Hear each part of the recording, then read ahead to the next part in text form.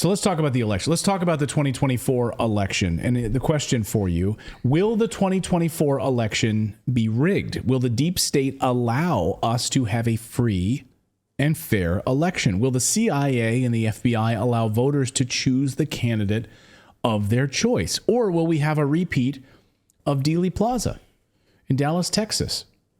Or 1972 election? You remember what happened there with Richard Nixon? We know what happened. We know the CIA plants that were involved in Watergate. Or 2016. Or 2020. The list is endless at this point, actually, because it's not just about 2016 and 2020. You could go back much further than that. KT McFarland is a very smart woman, a former deputy national security advisor.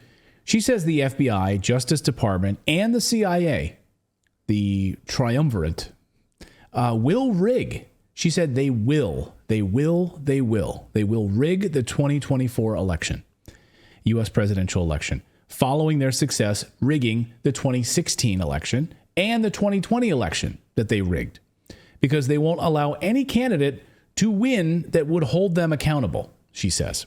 Let's watch what KT McFarland says here. It's eye-opening, and she says it emphatically, and let's talk about it. Watch.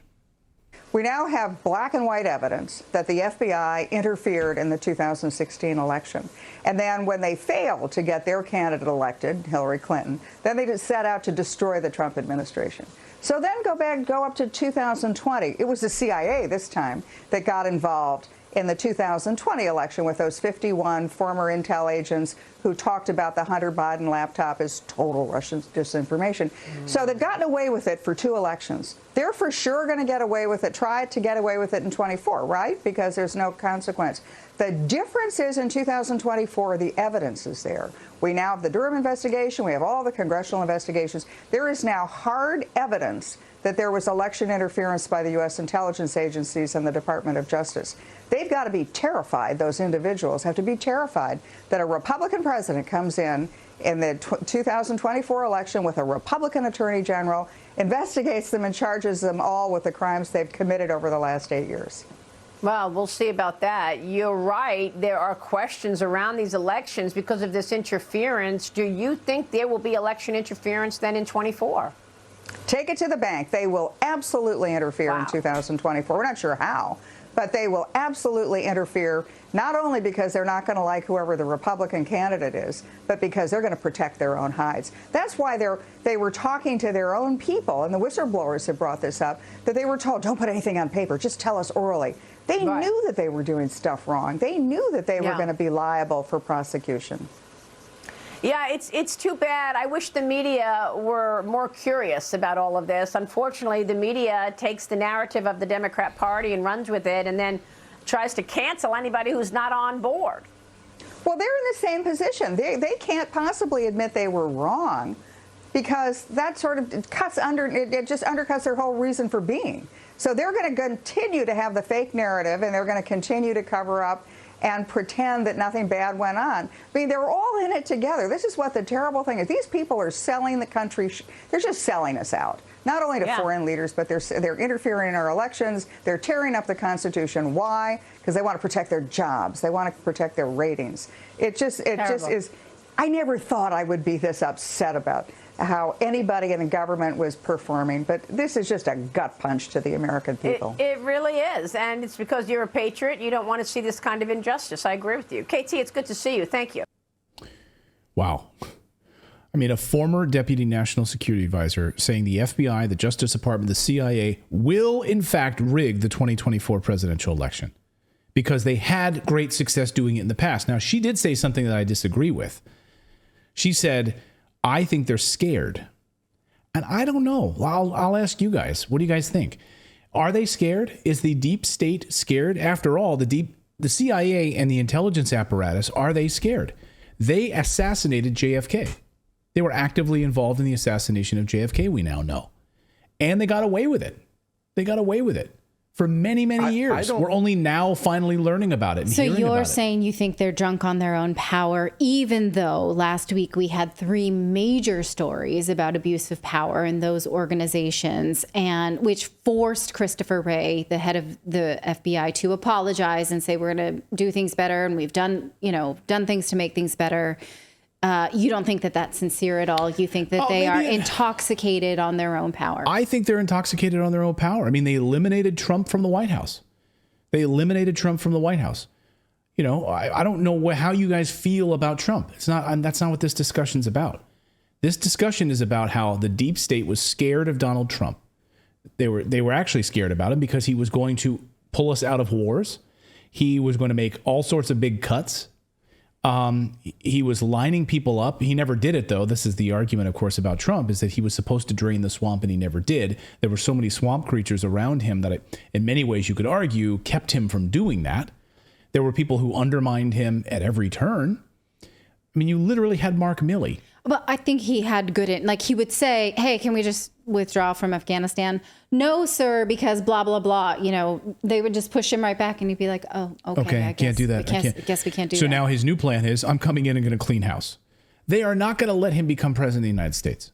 Do you think for a second that they're going to let President Trump become president of the United States again? Also, RFK Jr.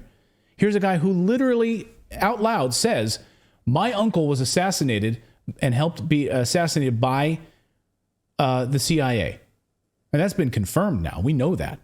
We know that from sources formerly in the intelligence community that have come out and confirmed this. There's been plenty of journalists who've also uncovered this. But to hear it from the nephew of a president who was assassinated by the intelligence state, do you think that they're going to come out and let him win or Trump win? How are they going to do that? They're going to do everything in their power to undermine this election. Go ahead, David.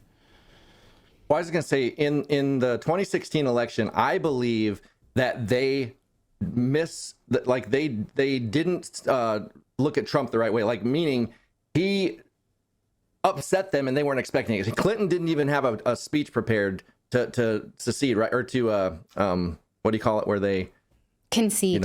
They concede. Yeah. So I think that they thought there was no way that Trump was going to win that election. And so he squeaked by, because if you look as far back as Bush versus Gore, they introduced what are called Diebold voting machines. That was the first year. And there was a guy that testified in Congress that software can be easily manipulated, yada, yada. And it was the first time in U.S. history that the exit polls were different than the results. Like, the exit polls were off. You could always call an election before that by the exit polls. And so if you look at Diebold voting machines through all of this, and then the Dominion bought Diebold voting machines, and then you look at the Biden campaign, Biden won all the voting machine states. Bernie Sanders won all the caucus states. It's just you take the combination of the voting machines, and this is just my theory, but you take the combination of the voting machines and the mail-in ballot harvesting and stuff that they did. I think that that's what they had to do in 2020 in order to make up for what they lost in 2016. Yeah, and then of course you have the pandemic, right? Then so you have you have the ability, of mail-in ballots, right? Stay home, don't go out, right? Mail in your ballots. I don't see how it's possible. I don't see how RFK Jr. can be allowed to say these things about the CIA, about his uncle, and then of course, he's not saying about his father, of course, who was also assassinated. That might be a shadier connection. It's not clear. But of course, we now know about the CIA piece of this with JFK.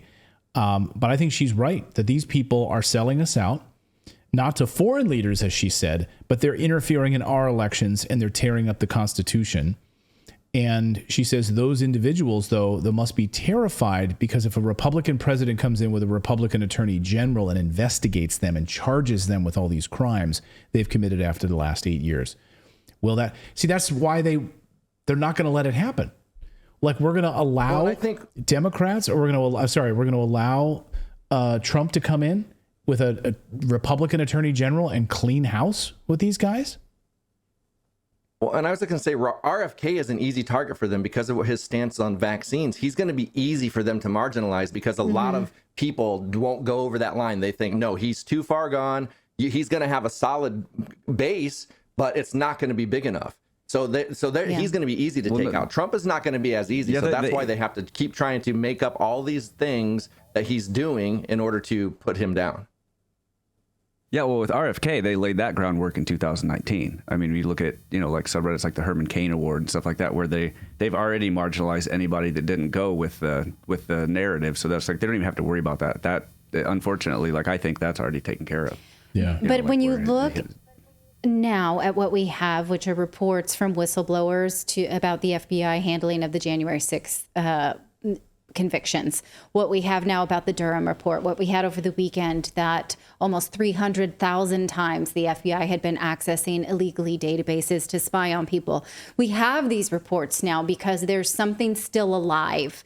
There's still a seed that's working in checks and balances, where we get these stories and we know that was wrong. This shouldn't happen again. This is not the way it should happen. Do we think will we get those? So even if this is true, that we will have some kind of interference in 2024, will we then 6 years later get a story like we're getting now? And if it's truly broken, we won't. And that's a terrifying place to be. Yeah, it's terrifying, because if you think about the things that they've been doing, and it has been working for them, and how much of it we don't know. Just think about Meg Whitman, right? Think about that. In Michigan, right? So here she is, that whole scheme, right? Where you had 20 people involved in that kidnapping plot.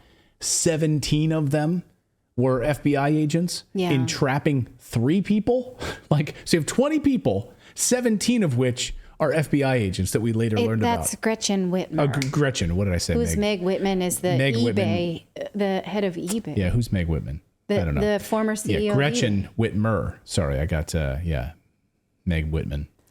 And I was thinking of Christine Todd Whitman, also former governor of New Jersey. I'm pretty sure Meg Whitman was the CEO. Yeah, but you get my point. Or Yahoo. Right? You get my point, right? So then you've got... I don't remember it. Well, my point is that the FBI has been doing these nefarious things that we only learn about later. Sure. How much of it do we not know, right? How much of it are we not allowed to see? How much still will go on in the darkness? That's the problem, of course. And so we only learn about these things because we get whistleblowers, thank God, whose lives then get ruined because of what they've done to them. Or, of course, we get from court documents. We get from them having to testify and make admissions. Make admissions about 9/11. We learned about recently. We learned about the documents of the CIA involvement in 9/11. Yeah. We just learned about that a few weeks ago. I mean, think about the level of nefariousness that is going on in the United States with these intelligence agencies and the Department of Justice. It's really awful. Well, it's nefarious. Yeah. I was going to say really quick, it's nefarious enough that they only allow us to vote 2 parties. I mean, that right there, these are 2 private parties, private organizations. They're not even like, we don't even get to vote who runs these things, the RNC and the DNC. So that's already a captured election. Yeah. Yeah. Let us know your thoughts on this. We have a poll up that we did earlier on YouTube, and 83% of you said that we will not have a fair election in 2024. That's encouraging. That's encouraging. Thank you so much for watching this segment here at Redacted. We are live every day at 4 p.m. Eastern Time, trying to share the stories that the mainstream media will not cover. You should also come over and join our community of Redacted Rebels over at redacted.inc. That's our private locals community where we can share exclusive content that we simply cannot share here on YouTube. Come over and join the rebellion together right now by going to redacted.inc. We'll see you next time.